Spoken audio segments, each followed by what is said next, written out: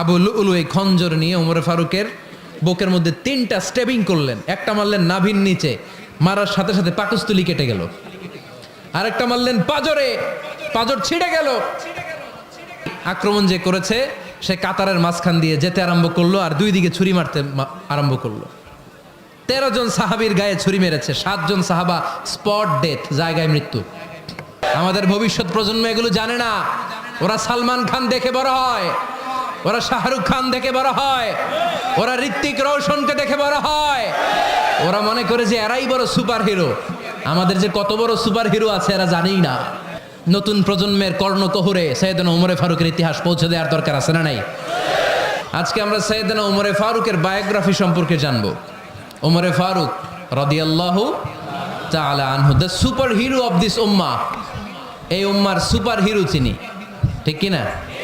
ওনার মুখের আগে লাঠি চলতো বেশি। সুবহানাল্লাহ পড়বেন না? মাঝে মাঝে লাঠি চালানোরও দরকার আছে না নাই? Is the real super hero of Muslim উম্মাহ। তিনি এই উম্মার রিয়েল সুপার হিরো। এজন্য ওনার জীবনী থেকে আমরা কিছু শিক্ষা নেওয়ার চেষ্টা করব ইনশাআল্লাহ। পড়েন সাইয়েদনা ওমরে ফারুক কিভাবে ইসলাম ধর্ম গ্রহণ করলেন, কিভাবে বিশ্বনবীর প্রাণের কলিজার টুকরা হলেন, এটা দিয়ে আমরা শুরু করি। আল্লাহ তাআলা সাইয়েদনা ওমরে ফারুকের হৃদয়ের মধ্যে 3টা ধাক্কা মেরেছেন, ইমানের ধাক্কা। আওয়াজ করে বলতে হবে কয়টা? 3টা ইমানি ধাক্কা। এক হচ্ছে বিশ্বনবীর দোয়ার ধাক্কা, এক কি? দোয়ার ধাক্কা। 2 হচ্ছে সূরা হাক্কা দিয়ে দিয়েছেন আল্লাহ এক ধাক্কা। সুবহানাল্লাহ পড়বেন না? 3 হচ্ছে সূরাতু তাহা দিয়ে আল্লাহ দিয়েছেন আরেকটা ধাক্কা। এই 3টা ইমানি ধাক্কা যখন সাইয়েদনা ওমরে ফারুকের হৃদয়ে লাগলো, উনি পড়তে আরম্ভ করেছেন আশহাদু আল্লা ইলাহা ইল্লাল্লাহ ওয়া আশহাদু আন্না মুহাম্মাদান আবদুহু ওয়া রাসূলুহু। চিল্লায় পড়েন আল্লাহু আকবার। বিশ্বনবী মক্কায় বসে বসে তাহাজ্জুদের সালাত পড়ে আল্লাহর কাছে দোয়া করলেন, আল্লাহুম্মা আইজ্জাল ইসলাম বিআহাব্বির রাজুলাইনি ইলাইক। ও আল্লাহ, 2 জন লোকের নাম বলবো, 2 জনের দরকার নেই। এই 2 জনের একজনকে আপনি ইসলামের সুশীতল ছায়া তোলে এনে ইসলামকে বিজয় দান করে দেন। মুহূর্তের মধ্যে দোয়াটা কবুল করে নিয়েছে কে? বিশ্বনবী বললেন, আল্লাহ 2 জনের নাম বলবো আজকের দোয়ায়। আবি জাহল ইবনে হিশাম, হয়তো হিশামের বেটা আবু জাহেলকে আপনি ইসলামের ভিতরে নিয়ে আসেন, কিংবা ওমর ইবনুল খাত্তাব, খাত্তাবের বেটা ওমরকে আপনি ইসলামের ছায়া তোলে নিয়ে আসেন। ওমরে ফারুকের জন্য দোয়াটা কবুল করে নিয়েছে কে? বিশ্বনবীর দোয়ার মাধ্যমে প্রথমে সাইয়েদনা ওমরে ফারুকের হৃদয়ে এক ধাক্কা লাগলো। 2 নম্বরে রব্বুল আলামিন সূরাতুল হাক্কা দিয়ে ওমরে ফারুকের হৃদয়ের মধ্যে দিলেন এক ধাক্কা। পড়েন আল্লাহু আকবার। বিশ্বনবী যখন দোয়া করলেন, ওই দোয়া যখন সাইয়েদনা ওমরে ফারুকের হৃদয়ে স্পর্শ করলো, সাইয়েদনা ওমরে ফারুক সব সময় বিশ্বনবীরে ফলো করতে আরম্ভ করলেন। বিশ্বনবী ডানে গেলে লুকিয়ে লুকিয়ে ওমর ফারুক ডানে যায়, বিশ্বনবী বায়ে গেলে লুকিয়ে লুকিয়ে ওমরে ফারুক বায়ে যায়। বিশ্বনবী একবার মসজিদুল হারামে যে নামাজ পড়তে শুরু করলেন, ওমরে ফারুক তখন বিশ্বনবীর পিছু পিছু ছদ্মবেশে পেছন থেকে যে বিশ্বনবী কিভাবে নামাজ পড়ে দেখতে শুরু করলেন। বিশ্বনবী ইন দ্য মিন টাইম এশার নামাজে আল হাক্কাতুমাল হাক্কা তেলাওয়াত শুরু করে দিলেন। আল হাক্কাতুমাল হাক্কা তেলাওয়াত শুরু করে দিলেন। তেলাওয়াত করতে করতে বিশ্বনবী যখন তেলাওয়াত করতেছে, ওমরে ফারুক এরকম দুলতেছে আর মজা পাচ্ছে। ওমিয়া বিশ্বনবীর কণ্ঠ বুঝি আমার মতো কণ্ঠ, আপনার মতো কণ্ঠ, আহমদ বিন ইউসুফের কণ্ঠ, আব্দুল বাসিতের কণ্ঠ না?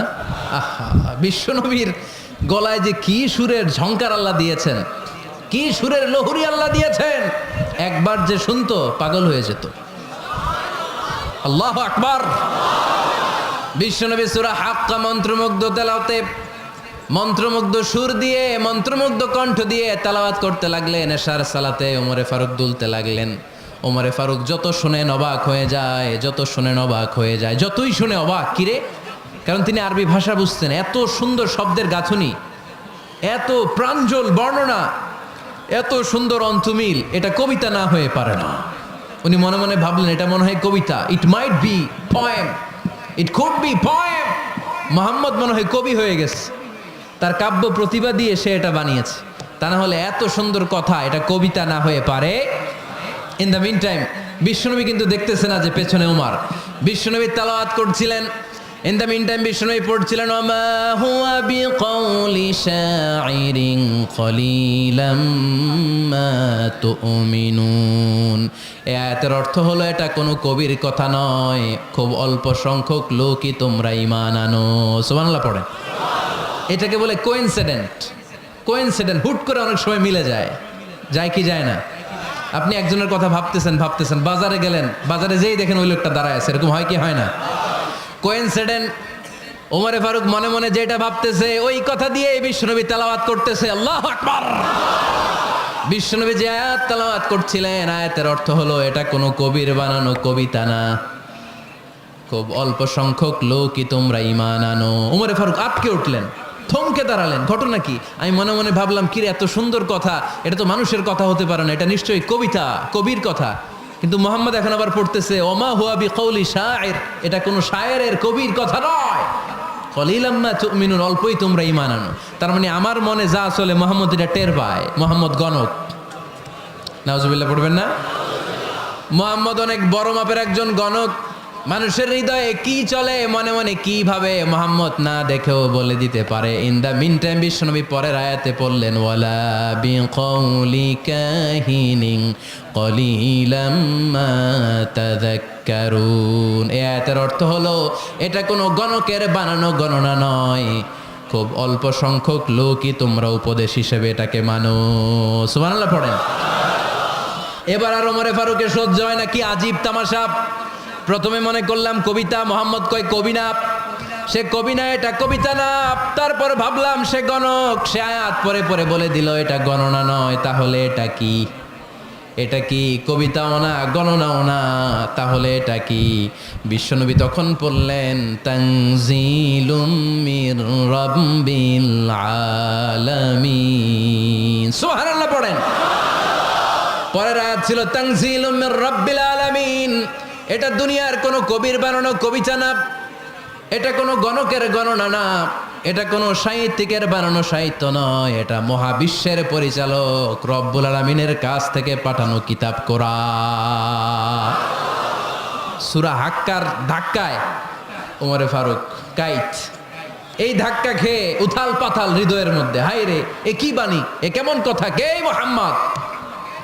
তারপরও শয়তানের ওয়াসওয়াসা আছে না নাই? আল্লাহ বলে যতই ওয়াসওয়াসা ওমরকে দেয়া হোক, আমি ওমরে ফারুককে এই মুসলিম উম্মাতের সেনাপতি বানিয়ে ছাড়বো, আমি সেনাপতি বানাবো। এবার 3 নাম্বার ডোজ। ডাক্তারের কাছে গেলে প্রথমে দেখবেন সিম্পল ডোজ দেয়, নর্মাল ওষুধ, এটাতে কাজ না হলে ডোজ বাড়ায়, একেবারে কাজ না হলে অ্যান্টিবায়োটিক মারে, আছে না নাই? আল্লাহ প্রথমে দোয়ার ছোঁয়া লাগালেন, তারপর সূরা হাক্কা দিয়ে ধাক্কা মারলেন, এরপরে রব্বুল আলামিন বলেন এবার 3 নাম্বার ডোজ সূরা তহা দিয়ে আমি তোমার হৃদয়টারে উজালা বানায় দেব রে ওমর। শয়তান দিক দিয়ে ওয়াসওয়াসা, খেলা 2 দিক থেকে চলতেছে। আল্লাহ তাআলা হেদায়েতের রাস্তায় টানছে, শয়তান জাহান্নামের দিকে টানছে। ঘোষণা দেয়া হলো মক্কায়, মুহাম্মদের মাথা কেটে এনে দিলে এত এত স্বর্ণ মুদ্রা দেয়া হবে। ওমরে ফারুক রাজি হয়ে গেলেন, নাঙ্গা তলোয়ার নিয়ে বিশ্বনবীর মাথা কাটার জন্য ছুটলেন। নাউজুবিল্লাহ পড়বেন না?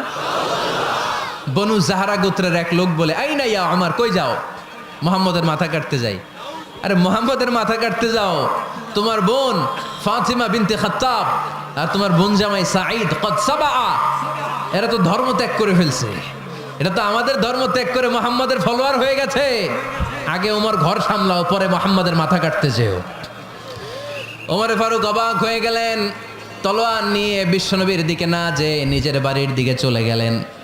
বিশ্বনবীর আপন বোন ফাতিমা বিনতে খাত্তাব, বোন জামাই সাঈদ আর খাব্বাব রাদিয়াল্লাহু তাআলা আনহু 3 জন মিলে সূরা তহা তেলাওয়াত করছিলেন। পড়েন সুবহানাল্লাহ। মক্কায় লুকিয়ে লুকিয়ে দাওয়াত হতো।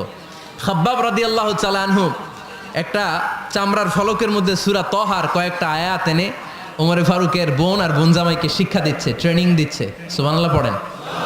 লুকিয়ে লুকিয়ে ওমরে ফারুক যখন ঘরে চলে আসলেন, এরা তটস্থ হয়ে গেল। সাইয়েদনা খাব্বাব বিছানার তলায় লুকিয়ে গেলেন। ওমরে ফারুক বললেন দরজা খোলো।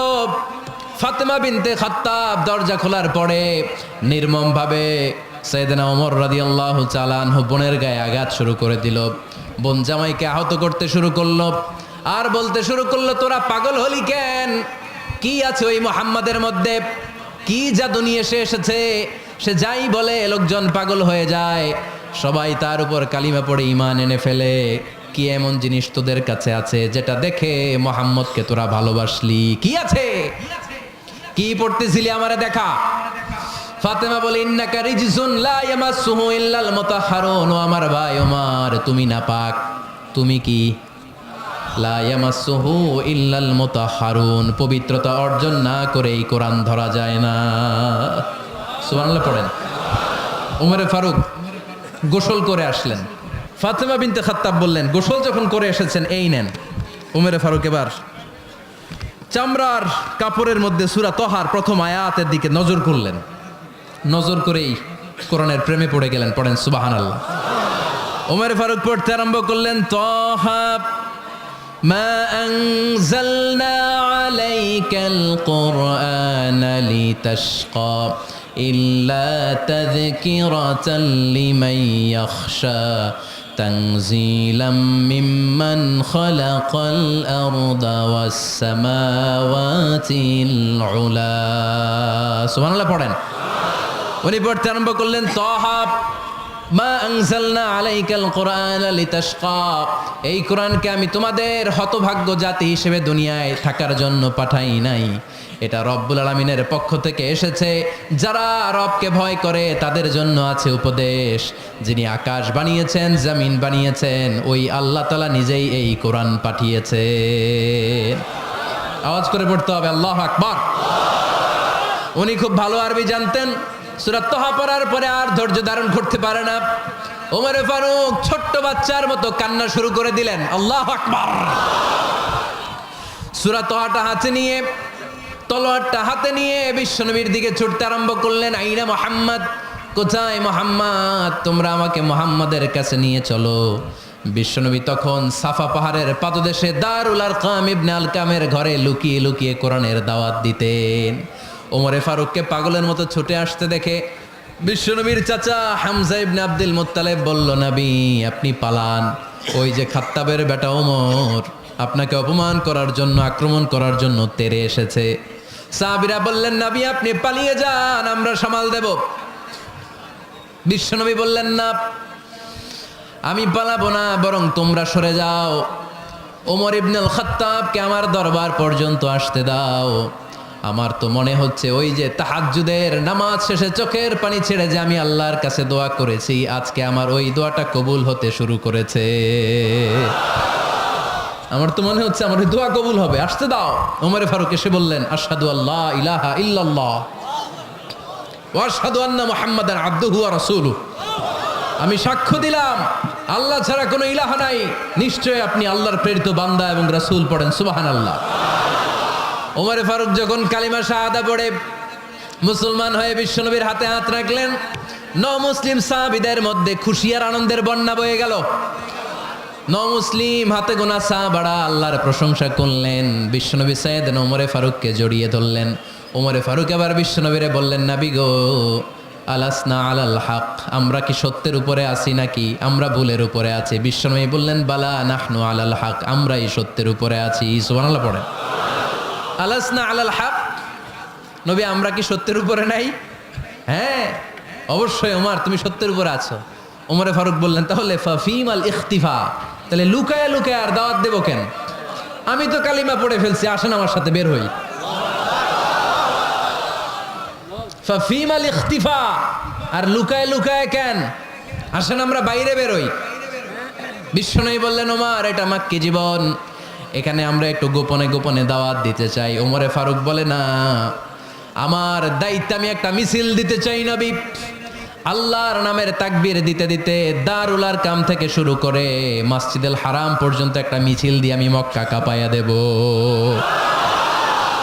অনুমতি দেন। বিশ্বনবী দিতে চায় না। ওমর ফারুক অনেক বুঝানোর পরে স্বল্প পরিসরের একটা অনুমোদন পাওয়া গেল বিশ্বনবী সাল্লাল্লাহু আলাইহি ওয়াসাল্লামের কাছ থেকে। এই 11 জন নিয়েই আমি আল্লাহর নামের তাকবীর দেব। 2 লাইন করলেন। কয় লাইন? 2 লাইন। পেছনে 6 জন, আর এই লাইনের নেতা বানালেন বিশ্বনবীর চাচা হামজাকে রাদিয়াল্লাহু তাআলা আনহু। আর সামনে 5 জন, তার আগে দাঁড়ালেন উনি নিজেই। তাহলে 6 6 12। বললেন এই 2 লাইনই আমরা তাকবীর দিতে দিতে, বেশি না, এই দারুল আরকামের ঘর থেকে আপনারা জানেন যে সাফা মারোয়া এখন যে সাই হয়, এই সাফার পাদদেশে ছিল দারুল আরকামের ঘর। উনি বললেন এখান থেকে ওই যে কাবার গিলাফ দেখা যায়, কাবার গিলাফ পর্যন্ত আমরা এই তাকবীর নিয়ে ওখানে যাব। সুবহানাল্লাহ পড়বেন না? ওখানে উনি দাঁড়িয়ে ছোট্ট একটা ভাষণ দিয়েছিলেন। উনি বলেছিলেন, মান আরাদা আন তাসকুলা উম্মু ওয়া ইয়াতামা ওয়ালাদু ওয়া তারমিলা যাওজাতুহু ফালিয়াসুদ্দানি। খেয়াল করে শুনেন, কান দুইটা খরগোশের কানের মতো খাড়া করেন। উনি এক বাক্যের একটা ভাষণ দিলেন। ভাষণ দিতে জানলে বড় ভাষণ দেয়া লাগে না, এক বাক্যের ভাষণ দিয়ে গোটা বিশ্বকে ঝাঁকুনি মারা যায়। চিল্লায় বলো ঠিক কিনা? ওমরে ফারুক এক বাক্যের একটা ছোট্ট ভাষণ দিলেন, মান আরাদা আন তাসকুলা উম্মু। কে আছো মায়ের এই মক্কায়, কে আছো মায়ের বুক খালি করতে চাও? ইয়াতামা ওয়ালাদু, কে আছো বাচ্চাগুলারে, নিজের সন্তানগুলোরে ইয়াতিম বানাতে চাও?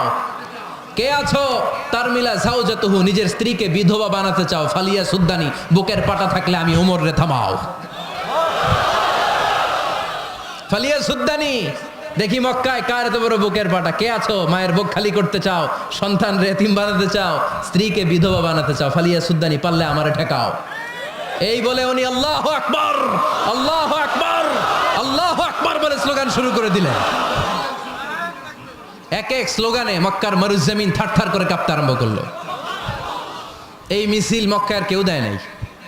মিছিলের আওয়াজ শুনে আবু জাহেল বাইরিস, উতবা বাইরিস, শাইবা, ওয়ালিদ ইবনে মুগিরা সব বের হয়েছে। কিরে, আমার এলাকায় এত বড় স্লোগান, কার এত সাহস? বের হয়ে দেখে মিছিলের সামনে ওমর। ওমর রে দেখে দিছে এক দৌড়। থামানোর মতো বাপের বেটা মক্কায় দ্বিতীয়টা কেউ ছিল না। আওয়াজ করে বলেন ঠিক কিনা? ওমরে ফারুক আল্লাহু আকবার, আল্লাহু আকবার বলে স্লোগান দিতে দিতে মসজিদুল হারামের ভেতরে ঢুকে গেল। কাবার গিলাফ ধরার পরে সেদিন মিছিল থেমেছে। ওই আল্লাহর নামের স্লোগান সেদিন কেউ থামাতে পারে নাই, কিয়ামত পর্যন্ত কেউ থামাতে পারবে না। চিল্লায় বলো ঠিক কিনা?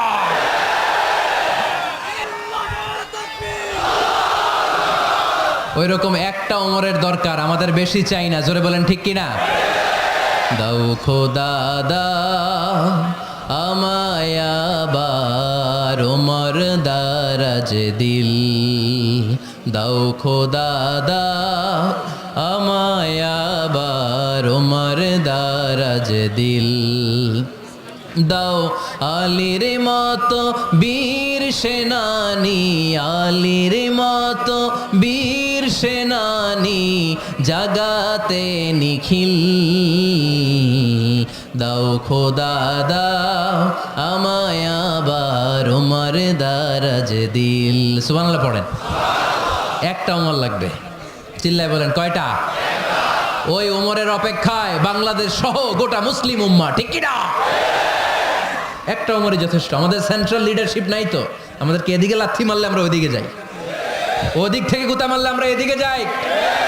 আমাদের রিপ্রেজেন্টেটিভ, আমাদের প্রতিনিধিত্ব করার মতো কোনো কেন্দ্রীয় লিডারশিপ নেতৃবৃন্দ গোটা বিশ্বে নাই, ঠিক কিনা? আমরা সেই ওমরে ফারুকের অপেক্ষায়, আমরা সেই ইমাম আল মাহাদির অপেক্ষায়। এই ওমরে ফারুক আমাদের মডেল, ঠিক কিনা? থার্ড ইন পজিশন এই পুরা উম্মতের মধ্যে ওনার পজিশন নাম্বার 3। 1 নাম্বার পজিশন বিশ্বনবীর, কার? 2 নাম্বার পজিশন কার? আবু বকর। 3 নাম্বার পজিশন কার? ওমরে ফারুকের। বিশ্বনবী বলতেন লা নবিয়্যা বা'দি, লা নবিয়্যা বা'দি, আমার পরে কোনো নবী নাই। ওয়ালা রাসূলা, আমার পরে কোনো রাসূলও নাই, ঠিক কিনা? আল্লাহর হাবিব বলতেন লাউ কানা বা'দি নবিয়্যুন লাকানা উমর, তবে আমার পরে যদি নবী হওয়ার যোগ্যতা কারো থাকে আমার ওমরের ওই যোগ্যতা আছে। সুবহানাল্লাহ পড়েন। প্রভু তুমি বলেছ রাসূল দেবে না, বলনি দেবে না ওমর, বলনি দেবে না হামজা তারিক, খালিদ বিজয় সমর। প্রভু তুমি বলেছ রাসূল দেবে না, বলনি দেবে না ওমর, বলনি দেবে না হামজা তারিক, খালিদ বিজয় সমর। প্রভু তুমি বলেছ রাসূল দেবে না। সুবহানাল্লাহ পড়েন। এজন্য আমরা একটা ওমর চাই। কয়টা? বেশি লাগবে? নেতার মতো নেতা কয়টা লাগে? জোরে বলেন কয়টা? ওনার সাথে বিশ্বনবী সাল্লাল্লাহু আলাইহি ইসলামের মুসাহারার সম্পর্ক ছিল। ওমরে ফারুক যে বিশ্বনবীর শ্বশুর এটা অনেকে জানেই না। ওমরে ফারুক রাদিয়াল্লাহু তাআলা আনহু বিশ্বনবীর শ্বশুর ছিলেন। এটা আজকে নতুন শুনছেন, কে কে হাত তোলেন? দেখছেন হুজুর, সঠিক বলছি না আমি?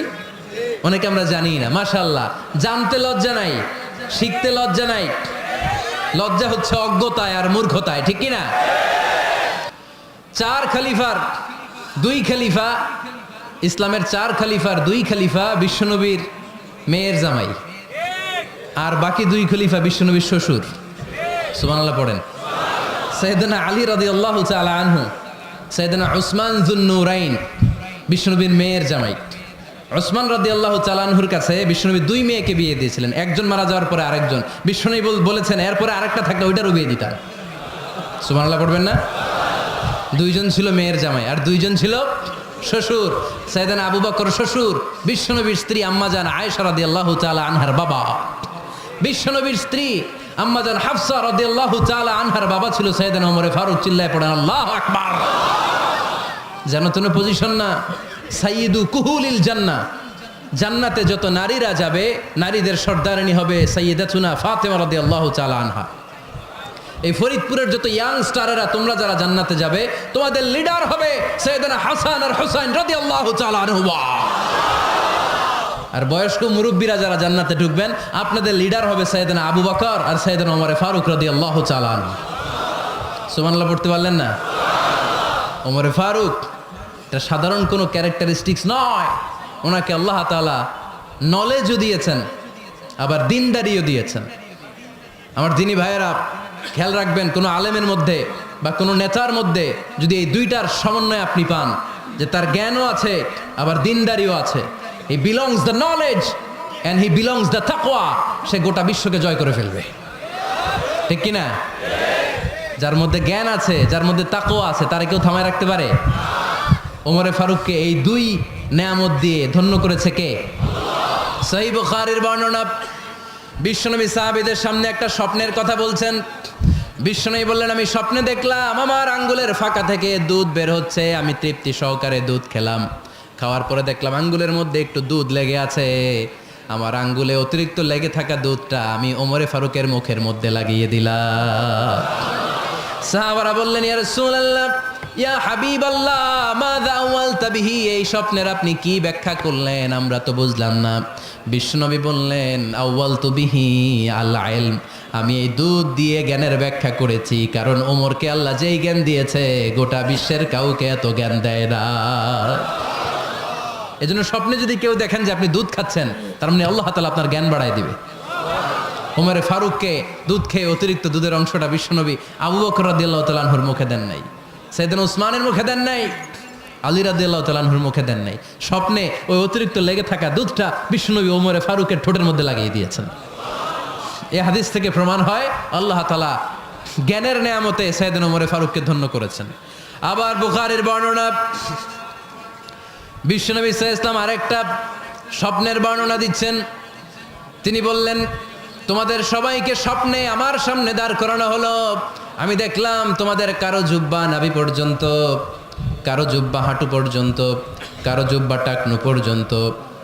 ওমরে ফারুককে যখন স্বপ্নে আমার সামনে দাঁড় করিয়ে দেয়া হলো, আমি দেখলাম ওমরের জুব্বা এত লম্বা, ওমর টেনে হিচড়ে তার জুব্বা নিয়ে সামনে হেঁটে যাচ্ছে।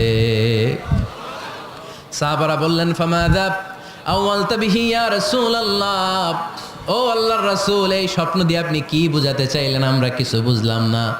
বিশ্বনবী বললেন, আউয়ালতু বিহি আদ-দীন, আমি এই হাদিসের দ্বারা দিনের ব্যাখ্যা করলাম, যার জামা যত লম্বা তার দিনদারি তত বেশি। সুবহানাল্লাহ, আসতে পড়েন।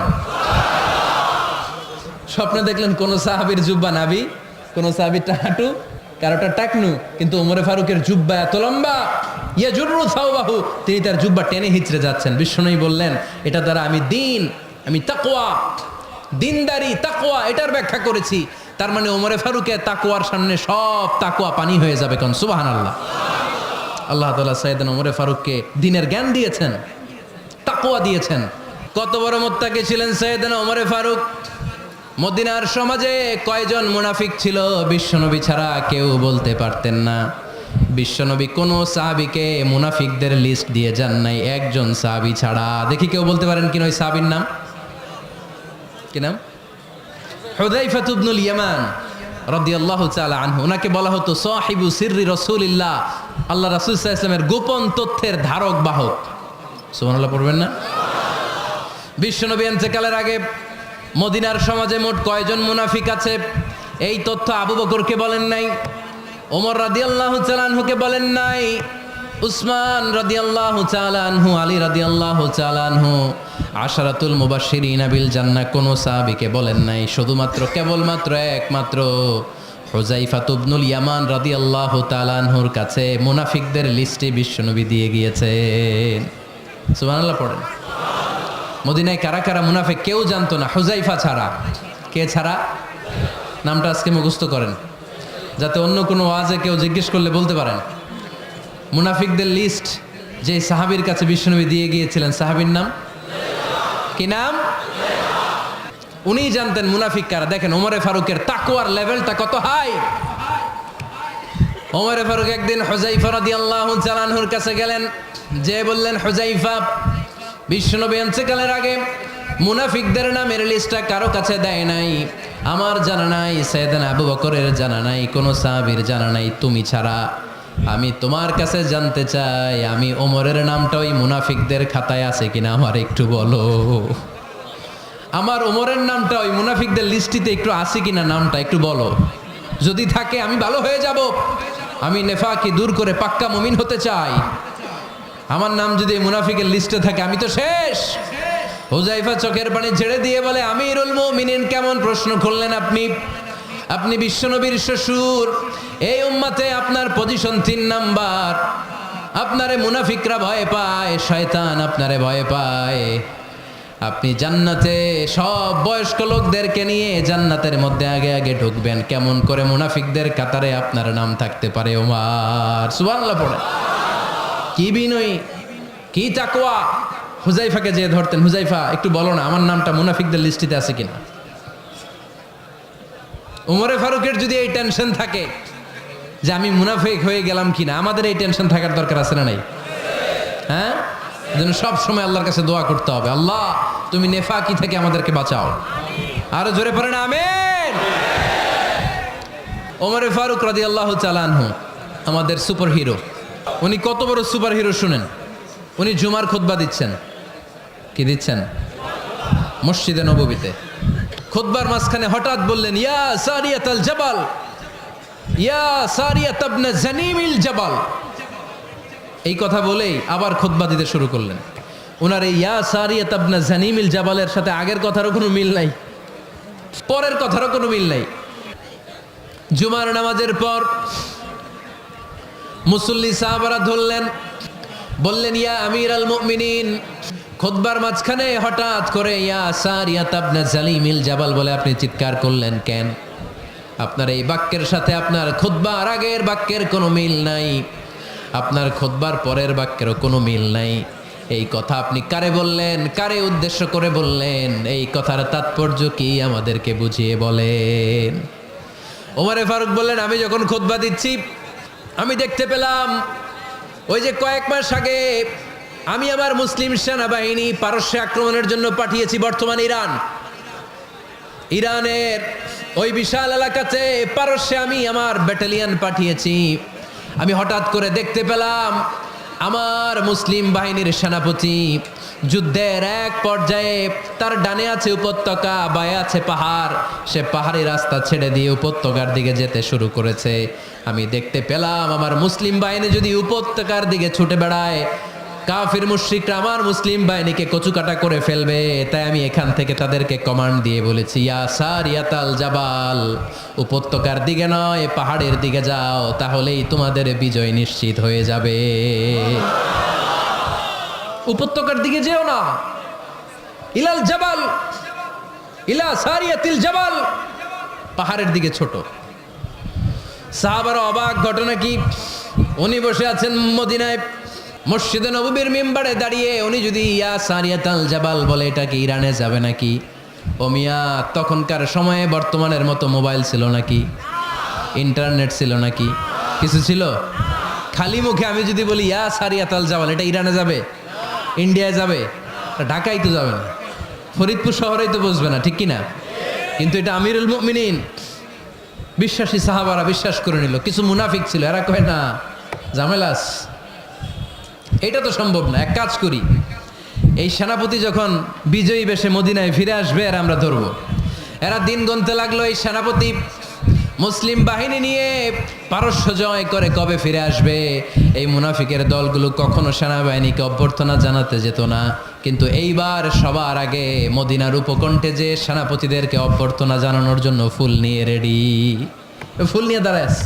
সেনাপতি ঢুকার সাথে সাথে ধরছে, এই সেনাপতি কোত্থেকে আসছে? কয় পারস্য জয় করে আসছি। কয় এমন এমন দিন, জুমার দিন দুপুরবেলা যুদ্ধের মাঝখানে আমিরুল মুমিনিনের কণ্ঠের কোনো কথাবার্তা শুনছো নাকি? সেনাপতি অবাক, কয় তোমরা জানলা কেমনে? শুনছি তো। সুবহানাল্লাহ পড়বেন না? আমরা যুদ্ধে একটা ভয়ঙ্কর অবস্থার মধ্যে ছিলাম, পেছন থেকে শত্রুরা আমাদেরকে আক্রমণ করতে শুরু করে দিল। ডানে যাব না বায়ে যাব, সামনে যাব নাকি পেছনে যাব, রাস্তা খুঁজে পাচ্ছি না। ডান দিকে ছিল আমাদের উপত্যকার রাস্তা, বাঁ দিকে ছিল পাহাড়ি পথ। আমরা সোজা পথ হবে মনে করে উপত্যকার দিকে ছুটতে আরম্ভ করলাম। হঠাৎ করে আমিরুল মুমিনিনের কণ্ঠ বজ্র কণ্ঠে আমার কানের মধ্যে ভেসে আসলো। আমার মনে হলো আমিরুল মুমিনিন কেমন যেন আমাকে কমান্ড দিচ্ছেন আর বলছেন, ইয়া সারিয়াতাল জাবাল, ডান দিকে উপত্যকার পথে নয়, তাড়াতাড়ি পাহাড়ের দিকে সৈন্যবাহিনী নিয়ে উঠে যা। পাহাড়ের দিকে, ডানে না, this is wrong track and this is the right track. ওই দিন যদি ওমরে ফারুকের ওই গাইডলাইন, আমিরুল মুমিনিনের কমান্ড যদি আমি না শুনতাম, আজকে বিজয়ের বেশে ফিরতেও পারতাম না, আমাদের চেহারাও তোমরা দেখতে পেত না। ওমরে ফারুকের ওই কমান্ড, ওই গাইডলাইন অদৃশ্য থেকে শোনার কারণে ওই পারস্যের মধ্যে আমাদেরকে সেই যুদ্ধে বিজয় দান করেছে কে? দিস ইজ ওমরে ফারুক, দিস ইজ ওমরে ফারুক। বিশ্বনবী বলছেন, ওমর মা লাকিয়াকা শাইতানু সালিকান ফাজ্জান ইল্লা সালাকা ফাজ্জান গায়রা ফাজ্জিক। ওমর, শয়তান ইবলিস যদি তোমার কোনো রাস্তা দিয়ে হাঁটতে দেখে, শয়তান ওই রাস্তা রেখে দিয়ে অন্য রাস্তা দিয়ে হাঁটে। This is our super hero সাইয়েদনা ওমর ফারুক রাদিয়াল্লাহু তাআলা আনহু। শুধু শয়তানই ভয় পেত না, মুনাফিকরাও ভয় পাইত, জমের মতো ভয়। শুধু তাই না, আমাদের আম্মাজান বিষ্ণু ইসা ইসলামের স্ত্রীরাও ওমর ফারুককে ভয় পেতেন। সুবহানাল্লাহ কইবেন না? মাঝে মাঝে বিষ্ণু ইসা ইসলামের সাথে আম্মাজান আয়েশার ঝগড়া হতো, হতো না? আপনাদের ফ্যামিলিতে ঝগড়া হয়? হয় না? হয় না? কার কার দেখি? ওরে আল্লাহ, অনেক আল্লাহর ওলি আছে তো এই জায়গায়। ঝগড়া হয় না? কি কথা কয়, ঝগড়া হয় না বলে? বিশ্বনবীর ফ্যামিলিতে ঝগড়া হয়, আপনার ফ্যামিলিতে হয় না? মিষ্টি ঝগড়া। আর ও বিয়েই করে নাই।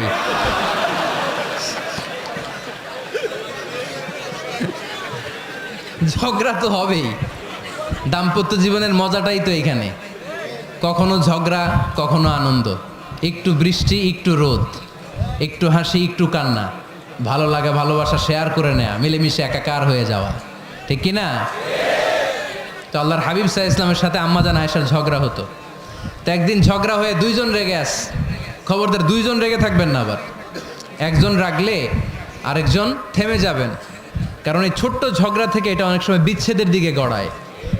আমার প্রিয় ফরিদপুরবাসী, ভাবি রেগে গেলে আপনি রাগেন না, ওই দিন আপনি একটু ঠান্ডা থাকেন। আবার আপনি রেগে গেলে, আমার মাইকের আওয়াজ যদি ভাবিরা শুনেন, আপনারা রেগে যায় না, একটু ঠান্ডা থাকবেন।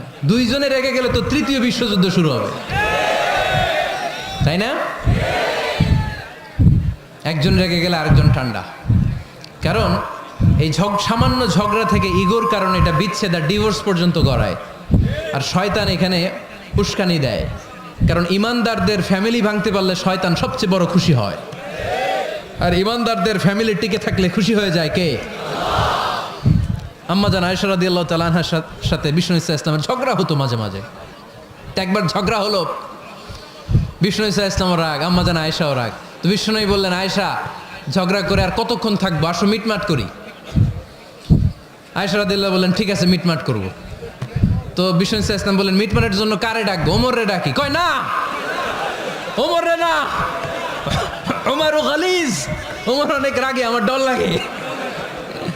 কয় তাহলে তোমার আব্বারে ডাকি। কয় ডাকেন। কি খুশি, মেয়েদের মধ্যে অভ্যাসটা আছে না নাই? তাহলে তোমার আব্বারে ডাকেন। ডেকে নিয়ে আসা হলো। আবু বকর রাদিয়াল্লাহু তাআলা আনহু দাঁড়ালেন, আম্মা জান আয়েশা দাঁড়ালেন, বিশ্বনবীও দাঁড়ালেন। বিশ্বনবী বললেন, আয়েশা তোমার আব্বা আসছে, এবার ঘটনা খুলে বলার পালা, তুমি বলবা নাকি আমি বলবো? আম্মা জান আয়েশা বললেন, আপনি বলেন, তবে ওয়ালা তাকুল ইল্লা হাক্কান, যেটা ঘটছে ওইটাই বললেন, মিথ্যা কথা কইেন না। আবু বকর রাদিয়াল্লাহু তাআলা আনহু রেগে মেগে আগুন, কি এই কথা তুমি কেমন করে বলো? বিশ্বনবীকে মিথ্যা কথা কখনো বলবে? রেগে মেগে দিলেন মেয়ের গালে এক চড়। বানিয়ে বলতেছি না, মুসনাদ আহমদ ইবনে হাম্বলের হাদিস। বাবার হাতের থাপ্পড়কে আম্মা জান আয়েশা উল্টে বললেন। সাইয়েদনা আবু বকর রাগে গড়গড় করছেন, আবার মারার জন্য তেড়ে গেলেন। এবার বাঁচার জন্য আম্মা জান আয়েশা বিশ্বনবীর পিছনে যে আশ্রয় নিলেন, বিশ্বনবী বাঁচানোর জন্য দুই হাত মেলে দাঁড়িয়ে গেলেন। পড়েন সুবহানাল্লাহ। বিশ্বনবী যখন দুই হাত মেলে দাঁড়িয়ে গেলেন, সাইয়েদনা আবু বকর রাদিয়াল্লাহু আনহু থেমে গেলেন। সাইয়েদনা আবু বকর রাদিয়াল্লাহু তাআলা আনহু ঘর থেকে বের হয়ে বারান্দায় দাঁড়ালেন। পড়েন সুবহানাল্লাহ। এবার বিশ্বনবী আম্মা জান আয়েশার কাছে যেয়ে বলেন, ইয়া আয়েশা কাইফা রাআইতিনি আনকাসতুকি মিনার রাজুল, দেখছো কেমনে বাঁচাইলাম?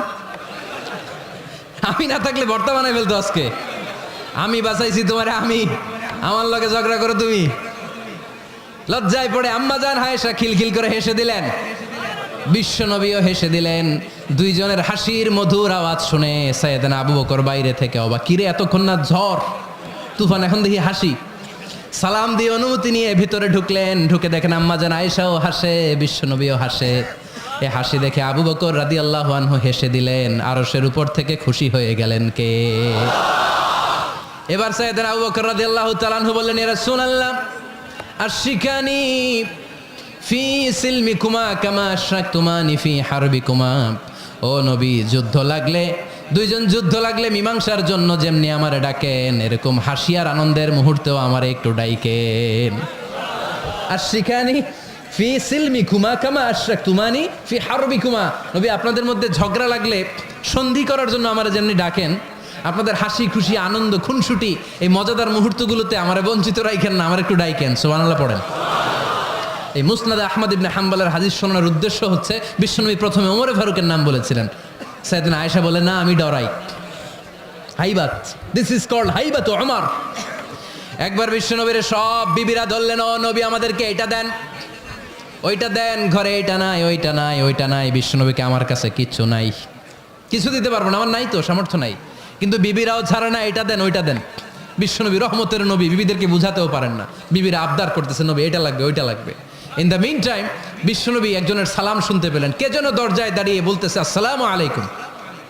বিশ্বনবী দরজার দিকে তাকালেন, তাকিয়ে বললেন, ওয়া আলাইকুম আসসালাম। আর বুঝতে পারলেন এটা আমার ওমরের সালাম। সালাম দেওয়ার পরে বিবিদের দিকে তাকায় দেখে একজন বিবিও নাই, সব অন্দরমহলের ভিতরে দৌড়। সুবহানাল্লাহ পড়তে পারলেন না? This is our super hero Omar. এরকম ওমর একটা লাগবে, চিল্লায় বলেন কয়টা? একটা ওমর গোটা বিশ্বকে সোজা করে দিবে। একটা ওমর সবল আর দুর্বলের সব পার্থক্য দূর করে দিবে। মাজলুমের উপর জালিমের অত্যাচারের অবসান ঘটায় দিবে। গোটা বিশ্বটাকে সাম্য, মৈত্রী, ভালোবাসার ইনসাফ দিয়ে পরিপূর্ণ করে দিবে। সেই ওমরের অপেক্ষায় আমরা। নিজের ছেলেকে 80টা বেত মেরেছেন। কয়টা? 80টা বেত মেরেছে। এই ব্যাপারে অনেকগুলো বর্ণনা পাওয়া যায়। সবচেয়ে সহি বর্ণনা হচ্ছে মুয়াত্তা ইমাম মালিকের বর্ণনা। ওমরে ফারুক রাদিয়াল্লাহু তাআলা আনহুর ছেলে আব্দুর রহমান মারুফুন বিআবি শাহমা ছিলেন মিশরে। ওখানে নাবিজ খেয়েছিলেন। নাবিজ হচ্ছে আরব দেশের লোকেরা দুধের মধ্যে শক্ত খুরমা রাত্রেবেলা ঢেলে দিত। ঢেলে দিলে সারা রাত ওই খুরমার রসটা দুধের সাথে মিশে দুধটা লাল হয়ে যেত। এটারে সকালবেলা খেত, খুব সুস্বাদু। এটাকে বলে নাবিজ। কিন্তু এটা রাতে ভিজাইলে সকালেই খাইতে হয়, রেখে দিলে আবার একটু সমস্যা হয়। এটা অনেকটা তারির মতো হয়ে যায়, মাতলামি চলে আসে। তো ওমরে ফারুকের ছেলে নাবিজ খেয়েছেন, মদ খাননি, নাবিজ। কিন্তু নাবিজ খাওয়াতে সাকরান চলে এসেছে। সাকরান চলে আসাতে এটা যখন প্রমাণিত হয়েছে, আমর ইবনুল আস রাদিয়াল্লাহু তাআলা আনহু নাকি 80 বেত মেরেছেন মিশরে। কয় বেত? নিয়ম হচ্ছে সবার সামনে, কিন্তু সবার সামনে না মেরে একটু গোপনে মেরেছে। এই তথ্য যখন ওমরে ফারুকের কাছে এসেছে, উনি বললেন, না, মারতে হবে সবার সামনে, আলাদা মারলা কেন? ও মদিনায় ফিরে আসলে আমি আবার 80টা মারব। মদিনা ফিরে আসার পরে সাইয়েদনা ওমরে ফারুক ওই আগের 80টারে আর ধরেন নাই, নিজ হাতে আবার 80টা বেত মেরেছেন। এই বেত মারার 1 মাস পরে এই আবু শাহামা ইন্তেকাল করেছে। অনেক ঐতিহাসিক বলে এই বেতের আঘাতে মরেছে, কেউ কেউ বলেছে নিজের রোগের কারণে মরেছে। কিন্তু দিস ইজ দ্য ইনসাফ সিস্টেম অফ আমার। নিজের ছেলে বলে ছেড়ে দেয় নাই, এখন নিজের ছেলে হইলে 7 খুন মাফ, নেতার ছেলে হইলে 10 খুন মাফ, এলাকার মোড়লের ছেলে হইলে 10 খুন মাফ। নো পার্সিয়ালিটি ইন ইসলাম। ইসলামে পার্সিয়ালিটি নাই। আপনি নেতার ছেলে হন, আপনি বিজনেস ম্যাগনেটের ছেলে হন, আপনি যেই হন না কেন, ইসলামের দৃষ্টিতে সবাই সমান। চিল্লায় বলেন ঠিক কিনা? বানু মখজুমিয়া গোত্রের এক নারী চুরিতে ধরা পড়ল। সাহাবারা বললেন, নবী মদিনার সবচেয়ে ভ্যারি প্রেস্টিজিয়াস এন্ড ডিগনিফাইড ফ্যামিলির মেয়ে, আপনি হাত কাটেন না, কারণ ইসলামের নিয়ম চুরি করলে কি কেটে দাও। বিশ্বনবী বললেন, বলো কি, হাত না কাটার জন্য তোমরা আমাকে রেকমেন্ড করছো? এটা আল্লাহর আইন, পৃথিবীর কেউ রেকমেন্ড করলো শোনার ক্ষমতা আমার নাই, কারণ আইনটা দিয়েছে কে? লাউ কানাত ফাতিমাতু বিনতি মুহাম্মাদিন সারাকাত লাকাতা মুহাম্মাদুন ইয়াদাহা। আরে বনু মাকসুমিয়া মেয়ে তো দূরের কথা, আমার কলিজার টুকরা ফাতেমাও যদি আজ চুরিতে ধরা পড়তো, তার হাত কেটে দিতে আমি 1 মিনিটও দেরি করতাম না। দিস ইজ ইসলাম। এই হচ্ছে ওমরে ফারুকের মানাকিব। এরকম ওমরে ফারুক কয়টা লাগবে? আওয়াজ করে বলতে হবে, কয়টা লাগবে? একটা লাগবে। এই সৈয়দনা ওমরে ফারুক মদিনার প্রথম চিফ জাস্টিস ছিলেন। সর্বপ্রথম ওনার পরামর্শে সৈয়দনা আবু বকর রাদিয়াল্লাহু তাআলা আনহু কোরআনকে সংকলন করেছেন। আমরা এই যে কোরআন পড়ি 30 পারা, আল্লাহর হাবিব সাল্লাল্লাহু আলাইহি ওয়াসাল্লামের সময় কি এরকম কোরআন ছিল নাকি? ছিল না। খেজুর পাতার মধ্যে, গাছের বাকলের মধ্যে, ওটের বড় হাড্ডির মধ্যে আর পাথরের মধ্যে খোদাই করা কোরআন ছিল। সৈয়দনা আবু বকরের সময়ে রাদিয়াল্লাহু তাআলা আনহুর সময় যুদ্ধ হলো, 70 জন হাফেজ সাহাবী ইন্তেকাল করলেন। সৈয়দনা আবু বকর রাদিয়াল্লাহু তাআলা আনহুকে ডেকে ওমরে ফারুক বললেন, ও আবু বকর, এইভাবে হাফেজে কোরআন সাহাবীরা যদি দুনিয়া থেকে বিদায় হয়ে যায়, আল্লাহর কোরআনও তো বিদায় হয়ে যাবে। আমার পরামর্শ হলো আপনি সব বয়োজ্যেষ্ঠ সাহাবীদেরকে একসাথে করে কোরআনের সব কাগজগুলোকে একসাথে করে একটা নির্ধারিত কপির মধ্যে কোরআনকে সংকলন করে ফেলেন। সাইয়েদনা আবু বকর বললেন, যেটা আমার নবী করেন এটা আমি কেমনে করি? কিন্তু ওমরে ফারুক নাছোড়বান্দা বলে না, এটা করলে কোনো খারাপ হবে না, ভালোই হবে। মুসলিম উম্মার জন্য এক জায়গায় কোরআন সন্নিবেশিত থাকবে, আপনি করেন। সাইয়েদনা আবু বকর রাজি হয় না, ওমরে ফারুকও ছাড়ে না। ওমরে ফারুক বলতে বলতে বলতে বলতে এমন ভাবে সাইয়েদনা আবু বকর রাদিয়াল্লাহু তাআলা আনহুকে ধরলেন, সব শেষে সাইয়েদনা আবু বকর ওমরে ফারুকের কথায় কোরআন সংকলনে রাজি হয়ে গেলেন। পড়েন সুবহানাল্লাহ। উনি বললেন, ওমর যখন আমাকে বারবার বুঝাতে লাগলো, আল্লাহ তাআলা আমার হৃদয়টা ওমরের কথা শোনার জন্য খুলে দিলেন। আল্লাহ তাআলা কেমন যেন আমাকে ইলহাম করলেন, আবু বকর করো, এই কাজের মধ্য দিয়ে আমি আমার কোরআনকে গোটা বিশ্বে জীবিত রেখে দেব। This is Omar. এই যে আমরা হিজরি সনের যে আমরা গণনা করি, এই হিজরি সনের প্রবর্তক হচ্ছে সাইয়েদনা ওমরে ফারুক। সুবহানাল্লাহ নাই? সাইয়েদনা ওমরে ফারুক এই হিজরি সনের গণনা শুরু করেছেন। সাহাবারা বলল, আমিরুল মুমিনিন, খ্রিস্টানদের ঈসাই সন আছে, আমাদের মুসলমানদের কোনো সন নাই। আমাদের একটা সন থাকলে আমাদের জিজিয়া নিতে, আমাদের যাকাতের টাকা উত্তোলন করতে অনেক সুবিধা হবে। ওমর ফারুক বললেন, তাহলে কোন সালকে হিজরি, কোন সালকে মুসলিম সাল হিসেবে আমরা ঘোষণা দিতে পারি? একজন বলল, আমার নবী যেই সালে জন্মগ্রহণ করেছেন ওই সালে। ওমর ফারুক বললেন, না, আমার নবীর জন্ম আমাদের জন্য খুশির দিন, কিন্তু এটা আমাদের জন্য প্রেরণা নয়, প্রেরণা নবীর কাজে, ঠিক কিনা? আরো কিছু সাহাবারা বলল, তাহলে যেই সালে আমার নবী ইন্তেকাল করেছে ওইটারে প্রথম সাল ধরেন। ওমরে ফারুক বললেন, না, যেদিন তিনি ইন্তেকাল করেছেন এটা আমাদের দুঃখের দিন, এটা আমাদের প্রেরণা নয়। আমাদের প্রেরণা হচ্ছে বিশ্বনবীর ত্যাগ, তিতিক্ষা আর কাজের মধ্য দিয়ে। জোরে কোন ঠিক কিনা? ওমরে ফারুক বললেন, যেদিন বিশ্বনবী ইসলাম রক্ষায় নিজের মাতৃভূমি ছেড়ে মক্কা থেকে মদিনায় গিয়েছেন, ওই দিনটাকে হিজরি প্রথম দিন ধরে আমরা হিজরি সাল গণনা করে শুরু করে দেব। ওইটাই হচ্ছে হিজরি সন। সেখান থেকে হিজরি সনের প্রবর্তন করেছেন সাইয়েদনা ওমরে ফারুক রাদিয়াল্লাহু তাআলা আনহু।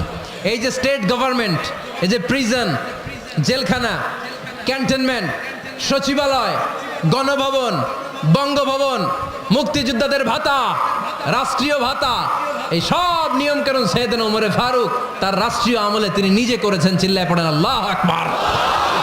মুসলমানদের আলাদা কারেন্সি, নিজস্ব মুদ্রা ব্যবস্থা নিজে চালু করেছেন। সৈনিকদের মধ্যে যারা বিবাহিত প্রতি 6 মাস অন্তর অন্তর 1 মাসের ছুটি কাটাতে তারা ফিরে আসবে, সাইয়েদনা ওমরে ফারুক চালু করেছেন। চিল্লায় আওয়াজ করে পড়েন আল্লাহু আকবার। এই যে আমরা 20 রাকাত সালাতুত তারাবি পড়ি রমাদানে, পড়েন না আপনারা? এটা সাইয়েদনা ওমরে ফারুক চালু করেছেন। সুবহানাল্লাহ পড়তে পারলেন না? কোরআনে মোট 22টা আয়াত আছে যেখানে সাহাবারা ইনডিসিশনে ভুগছিলেন। বিশ্বনবীর মত একটা, ওমরে ফারুকের মত আর একটা। এই 22 জায়গায় আল্লাহ তাআলা বিশ্বনবীর মতের পক্ষে আয়াত নাজিল না করে ওমরে ফারুকের মতের পক্ষে কোরআনের আয়াত নাজিল করেছেন। সাইয়েদনা ওমরে ফারুক, আমরা সাহাবীদের জীবন চরিত পড়তে চাই না, কত যে অনুপ্রেরণামূলক দৃষ্টান্ত সাইয়েদনা ওমরে ফারুক আমাদের জন্য রেখে গিয়েছেন। ওমরে ফারুক যখন খলিফা, দিনের বেলায় যদি রাষ্ট্রে কোনো নিয়ম জারি করতেন, দিনের বেলায় জনগণকে কোনো বিষয়ে যদি নিষেধ করতেন, রাত্রেবেলায় খাওয়ার সময় ফ্যামিলি মেম্বারদের সবাইকে বলতেন, এই দিনের বেলা আমি জনগণকে এই কাজ করতে নিষেধ করেছি, তোমরা আমার ফ্যামিলি মেম্বার, খবরদার তোমরা এই কাজ করো না। জনগণ করলে যতটুকু শাস্তি, তোরা করলে পাবি ডবল শাস্তি। সুবহানাল্লাহ কইবেন না? আমাদের নেতারা ওই বাড়ির বিচার করে, ওই বাড়ির মাইয়ার বিচার, ওই বাড়ির পোলার বিচার, নিজের পোলা গাঞ্জা টানে, আছে না নাই? নিজের মেয়ে অপরাধ করে, আছে না নাই? আহা, কি নেতা ছিলেন ওমরে ফারুক! আগে নিজের ঘর সামলিয়েছেন, আগে নিজেকে সামলিয়েছেন, নিজের ঘর ঠিক করেছেন। বলেছেন জনগণ করলে যত বেদ, তোরা করলে double Veda. This is call leader, ঠিক কি না? এক বাবা এসে বললেন, ওমরে ফারুক আমার ছেলে কথা শোনে না, বেয়াদব। ওমর ফারুক ছেলেরা ডাকলেন, বাবা তুমি তোমার আব্বাজানের কথা শোনো না, এটা তো কবিরা গুনাহ। ছেলে বলে, ওমরে ফারুক সব দায় দায়িত্ব আল্লাহ ছেলে মেয়েদেরকে দিয়েছে, বাবা মাকে কোনো দায়িত্ব দেয় নাই। ওমর ফারুক বললেন, অবশ্যই দায়িত্ব দিয়েছে। তাহলে বলেন আমার বাবার দায়িত্ব কি? উনি বললেন, প্রাইমারিলি প্রথমত 3 দায়িত্ব। আইয়ান তাকিয়া উম্মা, পৃথিবীর প্রতিটি বাবার উচিত ছেলেদের মেয়েদের জন্য ভালো মায়ের ব্যবস্থা করা। 2 নম্বরে আইয়ুহসিনা ইসমা, সুন্দর তার একটা নাম রেখে দেয়া। 3 নাম্বার ইউআল্লিমাহুল কিতাব, তার আল্লাহর কিতাব শিক্ষা দেওয়া। এবার ছেলেকে আমার আব্বা 3টার একটাও করে নাই। এবার ওমরে ফারুক রেগে গেলেন, বাবার কাঁধে ধরলেন, বললেন তুই ছেলের জন্য বিচার নিয়ে আসলি, তোর 3টা দায়িত্বের একটাও তুই পালন করিস নাই। ছেলে বলে, আমিরুল মুমিনিন, আমার মা নর্তকী, আমার মা মাজুসি, আমার মায়ের মধ্যে কোনো আদব কাদব নাই, সুন্দরী দেখে আমার মারে বাবা বিয়ে করছে, আমার মায়ের কাছ থেকে জীবনে কিছু শিখি নাই। 2 নাম্বার সাম্মানি খানফাসা, আমার বাবা আমার নাম রেখেছে চামচিকা। কি নাম রাখছে? এটার নাম হইলো একটা, এরকম উল্টাপাল্টা নাম আছে না নাই? না, এগুলো রাখবেন না। আব্দুল্লাহ রাখবেন, আব্দুর রহমান রাখবেন, আর একটা কি বলছি আজকে? হুজাইফা রেখে দিয়েন, পারবেন? ওয়ালাম ইউআল্লিমনি হারফাম মিন কিতাবিল্লাহ, আমিরুল মুমিনিন। শুধু তাই না, আল্লাহর কোরআনের একটা অক্ষর আমার বাবা কোনোদিন আমারে শিক্ষা দেয় নাই। ওমর ফারুক রেগে গেলেন, এবার বাপের কান্দে দইরা মারতে শুরু করলেন। তুই পোলার নামে বিচার নিয়ে আইছিস, তোরে মার দিমু আগে। এরকম নেতার দরকার আছে না নাই? মদিনায় এক লোক তার বউরে রাগের চোটে 100 তালাক দিয়ে ফেলছে। কয় তালাক দেয়ার নিয়ম? কয়টা দিছে? কয়টা?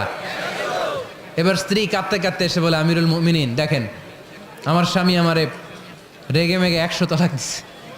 ওমর ফারুক বললেন, দইরা নিয়ে এটারে। নিয়ে আসা হলো। ওমর ফারুক বললেন, কয়টা তালাক দিয়েছ? কয় 100টা। কেন দিছ? কয় মাথা গরম আছিল। এরকম আছে না? তালাক দেওয়ার সময় সব তালাক, তুই তালাক, তোর মা তালাক, তোর বোন তালাক, সব তালাক। তালাক দিবে ওয়াইফ রে, দিতেছে সবাই রে। তো ওমর ফারুক বললেন, দিবে 3টা, 100টা দিলা কেন? কয় মেজাজ গরম ছিল। কয় দাঁড়া, আত-তালাকু মিন শাআইরিল্লাহ, তালাক হচ্ছে আল্লাহর দেয়া বিধানের একটা নিদর্শন, এটা নিয়ে তুই খামখেয়ালি করলি। আমার রায় শোন, আমার রায় হচ্ছে 3 তালাকে তোর বউ তালাক, বাকি 97 তালাক তোর পিঠের উপরে পড়বে। এরকম বিচারের দরকার আছে না নাই?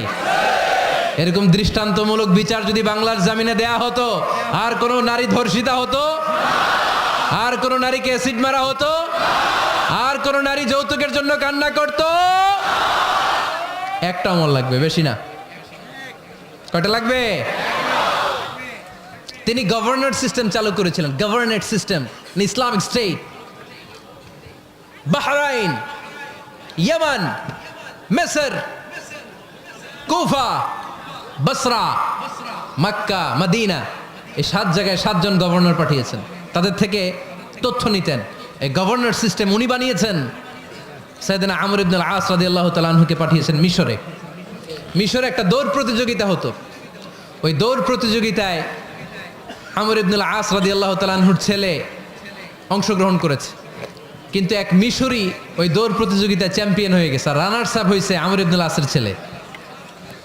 এবার মিশরি ফার্স্ট আর গভর্নরের ছেলে সেকেন্ড। রাগের চোটে আমর ইবনুল আসের ছেলে ওই মিশরির মাথার মধ্যে কয়েকটা বাড়ি মেরেছে। মিশরি বলে, আমার মাল্লা কেন? তুমি খেলায় পারো না, আমার মাল্লা কেন? কয় আনা ইবনুল আকরামিন, আমি গভর্নরের পোলা, আমি যা বলবো এটাই হবে, আমার উপরে কথা নাই। মিশরি ওইখানে আর ঝগড়া বাঁধায় নাই, মনে দুঃখ নিয়ে মদিনায় চলে আসলেন। এসে বললেন, আমিরুল মুমিনিন, আপনি আমর ইবনুল আস রাদিয়াল্লাহু তাআলা আনহুকে মিশরের গভর্নর বানিয়ে পাঠিয়েছেন। একটা প্রতিযোগিতায় আমি চ্যাম্পিয়ন হয়েছি, ওনার ছেলে হয়েছে রানার আপ। কেন সে চ্যাম্পিয়ন হতে পারে নাই? এই কারণে আমার মাথায় লাঠি দিয়ে 3টা বাড়ি মেরেছে। বিচারটা দিছে কার দরবারে? কথা বুঝেন নাই বোধহয়? ওমরে ফারুকের দরবার। ওমরে ফারুক বললেন, তাই আগামী বছরের অমুক তারিখ আমি সব গভর্নরদেরকে ডেকে হিসাব নিতে, ওই দিন তুই থাকবি, পারবি না? মিশরে বলে, পারবো মানে অবশ্যই পারবো। ওই দিন 7 রাজ্য থেকে 7 গভর্নর হাজির, গভর্নরদের ছেলেরাও হাজির, মিশরীয় হাজির। 7 গভর্নরের কাছ থেকে 7 এলাকার খোঁজ খবর নেয়ার পরে ওমরে ফারুক বললেন, আইন আল মিশরি, মিশরি লোকটা কই, এদিকে আয়। মিশরি সামনে আসার পরে বলল, আমর ইবনুল আস, তুমি মিশরের গভর্নর, তোমার ছেলে সহ তুমি আসো। আমর ইবনুল আস এসে সামনে বসে রইলেন। এবার বললেন, ও আমর ইবনুল আসের ছেলে, তুমি নাকি ইবনুল আকরামিন গভর্নরের ছেলে, তুমি যা বলবা মিশরে নাকি তাই হবে, তোমার নাকি অনেক দাপট। নিজে একটা লাঠি এনে মিশরের হাতে দিয়ে বলল, এবার তোর মাথায় যতটা মারছে তুই ততটা গুনে গুনে মার, আমি দেখব। আমর ইবনুল আস দেখবে, আমর ইবনুল আসের ছেলেরে তুই এখানে মার। সে বলতেছে, থাক, আপনি বলছেন এতেই যথেষ্ট, মারা লাগবে না, আমি মাফ করে দিলাম। ওমরে ফারুক বলল, খবরদার, মার, মার ওর মাথার মধ্যে। মিশরি ওমরে ফারুকের ধমক শুনে ভয়ে ভয়ে 3টা বাড়ি মারল। এই বাড়ি মারা দেখেও ওমরে ফারুকের হৃদয় ঠান্ডা হয় নাই। লজ্জায় আমর ইবনুল আস, বয়স হয়ে গিয়েছে সাহাবা, মাথা তখন টাক, মাথায় চুল নাই, লজ্জায় মাথাটা হেট হয়ে মাথাটা নিচু করে রেখেছে। এবার রাগের চোটে ওমরে ফারুক বললেন, এবার আমর ইবনুল আসের টাক মাথার মধ্যে একটা মার, মার। কেন ছেলেকে শিক্ষা দিতে পারে নাই? ইয়া আমর ইবনুল আস, মাতা জাআলতুমুন নাস আবিদা, তোমরা কখন মিশরীদেরকে নিজেদের দাস বানায় নিলা? ওয়াকাদ ওয়ালাদাতুহুম উম্মুহুম আহরারা, আর ওদের মায়েরা তো ওদেরকে স্বাধীন সন্তান হিসেবে প্রসব করেছে।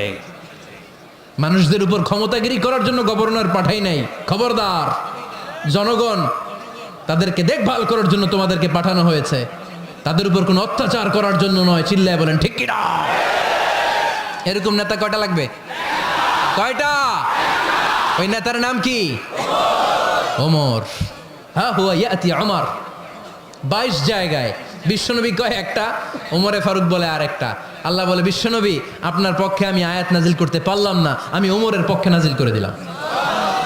বিশ্বনবী বলতেন, ইন্নালি কুল্লি উম্মাতিন মুহাদ্দাস, সব উম্মতের মধ্যে, সব নবীর উম্মতের মধ্য থেকে একজন করে আল্লাহ তাকে মুহাদ্দিস বানাতো। মুহাদ্দিস না, মুহাদ্দাস। মুহাদ্দাস মানে এমন লোক যিনি যা ভাবতো ওই ভাবনাটাই আল্লাহ আয়াত হিসেবে নাজিল করে দিতেন। বিশ্বনবী বললেন, আমার উম্মতের মধ্যে মুহাদ্দাস হচ্ছে সাইয়েদনা ওমর। মদিনার সবচেয়ে বড় মুনাফিকের নাম আব্দুল্লাহ ইবনে উবাই ইবনে সালুল, সব মুনাফিকদের সরদার। কিন্তু এই মুনাফিকের ছেলেটা হলো পাক্কা ইমানদার। এই ছেলের নাম হলো আব্দুল্লাহ। আওয়াজ করে বলেন, ছেলের নাম কি? আব্দুল্লাহ ইবনে উবাই ইবনে সালুল, মুনাফিক সরদার যখন ইন্তেকাল করলো, সাইয়েদনা আব্দুল্লাহ রাদিয়াল্লাহু তাআলা আনহু বিশ্বনবীর কাছে এসে চোখের পানি ছেড়ে ডেকে বলে, নবী, আপনিও জানেন, আমিও জানি, মদিনার সবাই জানে আমার আব্বা মুনাফিকদের সরদার, কিন্তু আমার মন তো মানে না, আমার তো পিতা, আমার তো বাবা লাগে, আমার তো মন মানে না। আপনিও জানেন মুনাফিক, আমিও জানি মুনাফিক। নবী, আপনার দরবারে কিছু আমি চাই না, আপনার গায়ের একটা জামা দেন, আপনার জামাটা পরিয়ে আমার বাবারে দাফন দিব। এর উসিলায় যদি আমার আব্বারে আল্লাহ মাফ করে দেয়, দয়ার নবী মায়ার নবী জামা খুলে দিয়ে দিলেন। পড়েন সুবহানাল্লাহ। আব্দুল্লাহ রাদিয়াল্লাহু তাআলা আবার আবদার চললেন, নবী জানি আমার বাবা মুনাফিক, কিন্তু আমার তো বাবা আপনার দরবারে ফরিয়াদ, আপনি নিজে যে আমার বাবার জানাজার নামাজের ইমামতি করবেন। দয়ার নবী মায়ার নবী জানাজার নামাজে যেতে চাইলেন। ওমরে ফারুক বললেন, নবী না, খবরদার আপনি উবাই ইবনে সালুলের জানাজায় যাবেন না। বিশ্বনবী জোর করে যেতে চাইলেন। সাইয়েদনা ওমরে ফারুক বিশ্বনবীর জামা পেছন থেকে টেনে ধরলেন। আল্লাহু আকবার, টেনে ধরলেন, যাবেন না আপনি। ওমর ফারুকের হাত থেকে হ্যাচকা টান মেরে জুব্বা টান দিয়ে বিশ্বনবী জানাজায় চলে গেলেন। রব্বুল আলামিন আয়াত নাজিল করলেন, ইস্তাগফির লাহুম আও লা তাস্তাগফির লাহুম ওয়া ইন তাস্তাগফির লাহুম ৭০ মাররাতান ফালান ইয়াগফিরাল্লাহু লাহুম। নবী গো, একবার নয় দুইবার নয় ৭০ বারও যদি এই মুনাফিকের জন্য আপনি ক্ষমা চান, তার জন্য ক্ষমা নাই, তার জন্য আছে জাহান্নাম।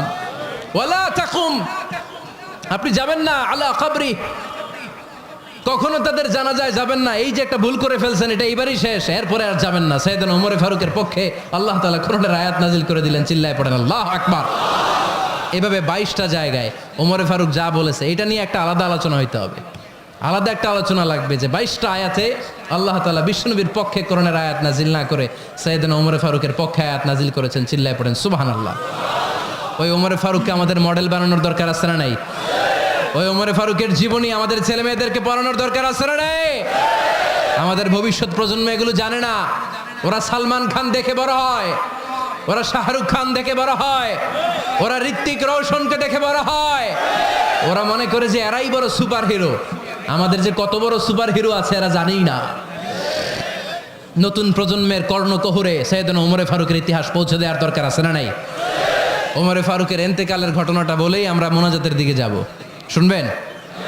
শুনতে চান? উনি স্বপ্নে দেখলেন একটা লাল মোরগ ওনাকে ৩টা ঠোকর মেরেছে। কয়টা? উনি জুমার নামাজে, জিলহজ মাসের শেষ সপ্তাহে জুমার নামাজে বললেন যে একটা লাল মোরগ ৩টা ঠোকর মেরেছে। মুগীরা ইবনে শুবা রাদিয়াল্লাহু তাআলা আনহুর দাস আবু লুলু আল মাজুসি, এই লোকটা খঞ্জর বানাতে পারতো। মুগীরা রাদিয়াল্লাহু তাআলা আনহুর দাস। মুগীরা প্রতিদিন ৪ দিরহাম করে চার্জ করতো, যেহেতু দাস। সে এসে বিচার দিল, আমিরুল মুমিনিন, মুগীরা আমার থেকে বেশি টাকা চায়, জুলুম করে। ওমর ফারুক বললেন, তাই? তুমি কি কাজ জানো? বলে, আমি খঞ্জর বানাতে জানি। বাড়ি কই? পারস্য। আরে তুমি খঞ্জর বানাতে জানলে তো ৪ দিরহাম অনেক কম, সে তো আরো বেশি টাকা নেওয়া দরকার ছিল তোমার থেকে। আবু লুলুর এই কথা পছন্দ হয় নাই। সে কয়, ওমর তুমি সবারে দয়া দেখাও আর আমার ক্ষেত্রে কঠিন নিয়ম বানাইলা, দাঁড়াও এই নিয়ম তোমার আমি দেখাবো। এই রাগে সে বাড়িতে যে একটা খঞ্জর বানালো। কি বানালো? খঞ্জর চিনেন? ছোট্ট ছুরি। কিছুদিন আগে ওমানের সুলতান কাবুস ইন্তেকাল করেছে, জানেন আপনারা? ওনার এই কোমরের মধ্যে খঞ্জর থাকতো, ছবিতে দেখছেন? আরব শায়েক যারা সুলতান আমির, কোমরে কি থাকে? ছোরা থাকে, খঞ্জর। সে বাসায় যে একটা খঞ্জর বানালো, যেই খঞ্জরের 2 মাথা, লাহু রাসান ওয়া মাকবাদাতুহু ফি ওয়াসাতি, আর ধরার হ্যান্ডেলটা মাঝখানে, এদিকেও ছুরি এদিকেও ছুরি, যাতে এইভাবে মারা যায়। সে ধার দিতে লাগলো আর বলল, ওমর দাঁড়াও তোমার আমি দেখাবো। ওমর ফারুক মসজিদে নববীর ইমাম, ফজরের নামাজের সময় এ আবু লুলু আল মাজুসি বুরনুস পরে, চাদর পরে, লুকিয়ে লুকিয়ে, সে অগ্নি উপাসক, মুমিন নয়, ওমর ফারুককে অ্যাটাক করার জন্য গেলেন মসজিদে নববীতে। ওয়াকানু ইউসাল্লুনা বিগালাস, তখন ওনারা অন্ধকারে নামাজ পড়তো। নামাজের সময় যখন হলো, লুকিয়ে লুকিয়ে প্রথম কাতারে ওমর ফারুকের পিছনে মুয়াজ্জিনের পাশেই দাঁড়ালো, হাতে খঞ্জর। একামত হলো, ওমর ফারুক সালাত শুরু করলেন, ফজরের সালাত, আল্লাহু আকবার। নামাজ শুরু করলেন, সূরা ফাতিহা বললেন। আরেকটা সূরা যখন পড়তে যাবেন, in the meantime Abu Lulu এই খঞ্জর নিয়ে ওমর ফারুকের বুকের মধ্যে 3টা স্টেবিং করলেন। একটা মারলেন নাভির নিচে, মারার সাথে সাথে পাকস্থলী কেটে গেল। আরেকটা মারলেন পাজরে, পাজর ছিঁড়ে গেল। 3টা মারার পরে ওমর ফারুক বললেন, কাতালানি আল কালব, এক কুকুর আমাকে মেরে ফেলেছে। পেছন থেকে এক সাহাবীকে টান মেরে সামনের দিকে নিয়ে গেলেন, তুমি নামাজের ইমামতি করাও। আর ওমর ফারুককে বাকিরা ধরাধরি করে পেছনে নিতে আরম্ভ করলেন। আর এই আত্মাই আক্রমণ যে করেছে, সে কাতারের মাঝখান দিয়ে যেতে আরম্ভ করলো আর 2 দিকে ছুরি মারতে আরম্ভ করলো। 13 জন সাহাবীর গায়ে ছুরি মেরেছে, 7 জন সাহাবা স্পট ডেথ, জায়গায় মৃত্যু। এই ভয়ঙ্কর অবস্থা দেখে এক সাহাবী বুরনুস, এক ধরনের জুব্বা আছে মাথাওয়ালা, অনেকে জ্যাকেট পরছেন না এরকম মাথাওয়ালা, লম্বা জুব্বা আছে আরবরা শীতে পড়ে মাথাওয়ালা, এই মাথাওয়ালা জুব্বা বের করে এক সাহাবী জালের মতো তার দিকে উড়ায় মারলো। ওই বুরনুসের মধ্যে পেঁচিয়ে আবু লুলু মাটিতে পড়ে গেল আর সুইসাইড করে ফেললো, নিজের বুকে নিজে মেরে আত্মহত্যা। যেই সাহাবীকে ইমামতির জন্য দাঁড় করালেন, উনি ছোট্ট সূরা দিয়ে প্রথম রাকাতে সূরা আল কাউসার, দ্বিতীয় রাকাতে সূরাতুল ইখলাস দিয়ে নামাজ শেষ। ওমরে ফারুক বেহুশ। ওমরে ফারুক কি? হ্যাঁ, বেহুশ। সবাই কান্নাকাটি করতেছে, সবাই দেখতে গেলেন, এখন হুঁশ ফিরে না। মুখের মধ্যে মুখ খুলে রাষ্ট্রের চিকিৎসক মুখের মধ্যে দুধ দিলেন, ওই নাভি দিয়ে দুধ বের হয়ে যায়। তারা বললো ওনারে বাঁচানো সম্ভব না, দেখেন হুঁশ ফিরে কিনা। হুঁশ ফিরলে ওনার পরে কে আমির হবে, উনি যেন প্যানেল ঠিক করে দিয়ে যায়। সবাই তাকিয়েছে ওমরে ফারুকের চোখের দিকে। আল্লাহর মেহেরবানিতে ঘন্টা খানিক পরে উনি চোখ খুললেন। চোখ খোলার পরেই বলেন নাই ও মা আমি মরে যাই। চোখ খোলার পরে উনি বলেন নাই কে মারলো আমারে। চোখ খোলার পরে উনি বলেন নাই আমার পরে নেতা কে হবে। চোখ খোলার পরে সর্বপ্রথম কথাটি ছিল আসল্লান নাস, আমার নেতৃত্বে যে ফজরের নামাজটা শুরু হয়েছিল এটাকে ঠিকমতো তোরা পড়েছিলি? আমার নেতৃত্বে যে ফজরের জামাত শুরু হয়েছিল সেটা ঠিকঠাক মতো সমাপ্ত হয়েছিল কিনা আগে বল। আসল্লান নাস, নামাজটা হয়েছে কিনা বল। সুবহানাল্লাহ বলতে পারলেন না? This is Umar, hour super hero. নেতা অনেকগুলো লাগে না, এরকম নেতা একটাই যথেষ্ট যে গোটা বিশ্বকে কাঁপায় দিতে পারে। চিল্লায় বলো ঠিক কিনা? আমরা চাই আমাদের ছেলেগুলো ওমরে ফারুকের মতো বড় হোক। আমরা চাই আমাদের ছেলে মেয়েগুলো খাব্বাব, খুবাইব, সৈয়দনা আলী, উসমান, আবু বকর রাদিয়াল্লাহু তাআলা আনহুর অনুসরণে বড় হোক, ঠিক কিনা? আমরা একটা ওমর চাই যিনি আমাদেরকে সালাতের শিক্ষা দিয়ে গিয়েছেন, ইন্তেকালের আগে বলেছেন সাল্লান নাস। এজন্য আমরা যেন নামাজ কখনো নষ্ট না করি। আল্লাহর জমিনে দিন বাস্তবায়ন আসাদ্দুহুম ফি আমরিল্লাহি ওমর। ওমর রাদিয়াল্লাহু তাআলা আনহুর মতো এত কঠোর কেউ ছিলেন না। তাই দিন বাস্তবায়নে আমরা যেন কাউরে ছাড় না দেই। সবার আগে আল্লাহর দিন, সবার আগে আল্লাহর কোরআন, সবার আগে আমার ইসলাম, ঠিক কিনা? চাইলেই কেউ এদেশ থেকে ইসলামরে মিটাই দিতে পারবে না। যে দেশে আল্লাহু আকবার ধ্বনির সাথে সাথে সূর্য উঠে যায়, আল্লাহু আকবার ধ্বনির সাথে সাথে সূর্য ডুবে যায়, সে দেশে আর কিছু থাকবে না থাক আমার ইসলাম থাকবেই, আর কিছু থাকবে না থাক আমার কোরআন থাকবেই। সে ইসলামের সাথে থাকতে রাজি আছেন তো? কোরআনের সাথে থাকতে রাজি আছেন তো?